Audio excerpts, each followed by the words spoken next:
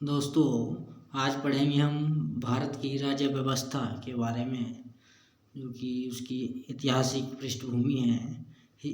उसको historical background English में कहा जाता है। इसमें भारत में ब्रिटिश 1600 ईस्वी पूर्व में ईस्ट इंडिया कंपनी के रूप में व्यापार करने आए थे। महारानी एलिजाबेथ प्रथम के चार्टर द्वारा उन्हें भारत में व्यापार करने के विस्तृत अधिकार प्राप्त थे। कंपनी जो अभी सिर्फ व्यापारिक कार्य तक ही सीमित थी, मतलब कि वो सिर्फ जो है अपना व्यापार ही करती थी, यहाँ अन्य चीज़ें नहीं करती थी। ने अब 1765 ईस्वी में बंगाल, बिहार और उड़ीसा के दीवानी अर्थात राजस्व दीवानी न्याय के अधिकार जो है प्राप्त कर लिए थे। 1765 में उन्होंने जो है ये अधिकार प्राप्त कर लिए थे। इसके तहत भारत में उसकी क्षेत्रीय शक्ति बनने की प्रक्रिया प्रारंभ हुई। 1858 में सिपाही विद्रोह के परिणाम स्वरूप ब्रिटिश ताज क्राउन ने भारत के शासन का उत्तरदायित्व प्रत्यक्ष रूप से अपने हाथों में ले लिया, क्योंकि 1857 में जो सिपाही विद्रोह हुआ था, उसके कारण जो है ब्रिटिश ताज ने जो है ईस्ट इंडिया कंपनी से जो है शासन अपने हाथों में ले लिया था। जो शासन 15 अगस्त 1947 में भारत की स्वतंत्रता प्राप्ति तक जारी रहा। स्वतंत्रता मिलने के साथ ही भारत के लिए एक संविधान की आवश्यकता महसूस हुई। यहाँ इसको अमल में लाने के लिए 1946 में एक संविधान सभा का गठन किया गया। 26 जनवरी 1950 को संविधान अस्तित्व में आया।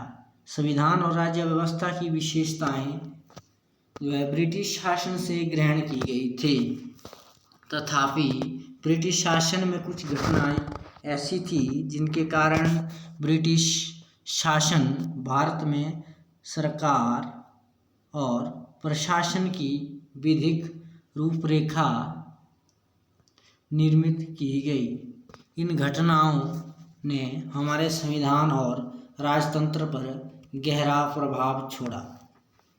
उनके बारे में विस्तृत व्याख्या 2 शीर्षकों के अंतर्गत यहाँ दी गई है।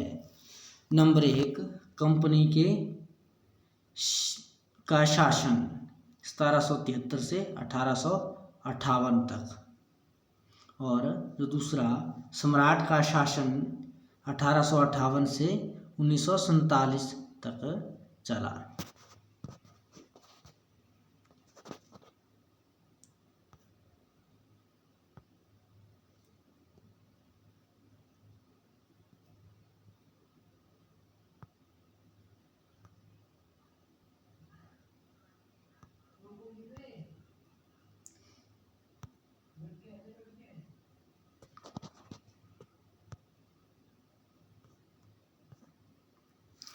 सतारह सौ 73 का रेगुलेटिंग एक्ट जो है कंपनी के शासन 1773 से 1858 तक, तो इसमें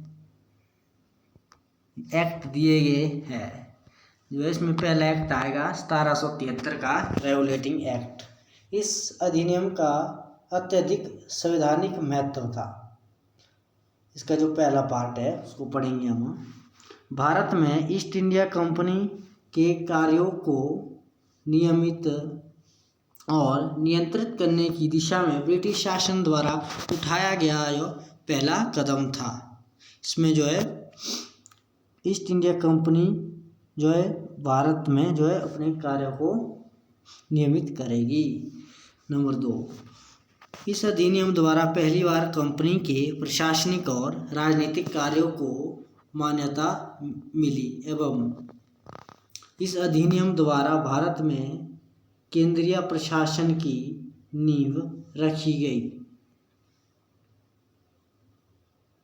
इस अधिनियम की प्रमुख विशेषताएं इस प्रकार थी। इस अधिनियम द्वारा बंगाल के गवर्नर को बंगाल का गवर्नर जनरल पदनाम दिया गया।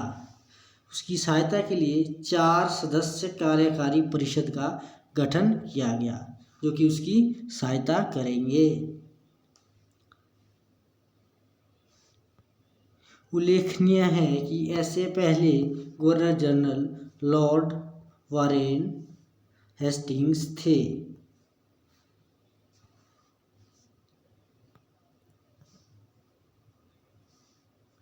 इसके द्वारा मद्रास में एक बम्बई के गवर्नर, बंगाल के गवर्नर जनरल के अधीन हो गए, जबकि पहले सभी प्रेसिडेंसी के ही गवर्नर एक दूसरे से अलग थे। नंबर 3 है इसका, अधिनियम के अंतर्गत 1774 में एक उच्चतम न्यायालय की स्थापना की गई जिसमें मुख्य न्यायाधीश और 3 अन्य न्यायाधीश थे। नंबर 4 जो इसका है, इसके तहत कंपनी में कर्मचारियों को निजी व्यापार करने और भारतीय लोगों से उपहार व रिश्वत लेना प्रतिबंध कर दिया गया, क्योंकि जो कंपनी के जो लोग या कर्मचारी होते थे वो जो भारतीयों से जो है रिश्वत के रूप में जो है पैसा लेते थे, वो जो है उसको प्रतिबंधित कर दिया गया इस अधिनियम के तहत। जो है 1773 का रेगुलेटिंग एक्ट था, इसमें जो है बहुत सारे बदलाव किए गए थे।